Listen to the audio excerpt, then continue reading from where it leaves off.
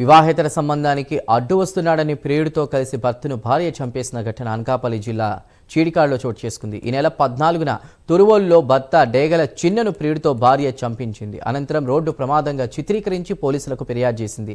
ప్రమాద ఘటనపై అనుమానం వచ్చినటువంటి పోలీసులు తమదైన శైలిలో విచారణ చేపట్టగా అసలు నిజం బయటపడింది. హత్యకు సంబంధించి భార్య కొండమ్మ, ప్రియుడు గణేష్ వీరికి సహకరించినటువంటి శివలను పోలీసులు అరెస్ట్ చేసి రిమాండ్కు తరలించారు.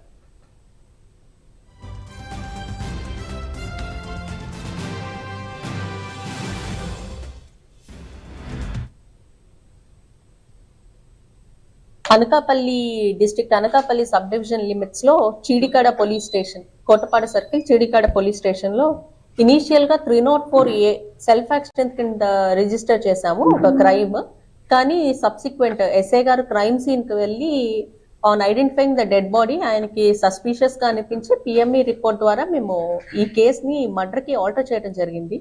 దీంట్లో తెలిసింది ఏంటి అంటే, going in to the facts, ఎవరైతే డిసీజ్డ్ ఉన్నాడో డిసీజ్డ్ వైఫ్ ఎవరైతే ఉందో A1 కొండమ్మ, ఆమె ఈ తెనాలికి ఈ కూలి పనులకు వెళ్ళినప్పుడు A2 ఎవరైతే ఉన్నాడో అతనితో పరిచయం ఏర్పడింది.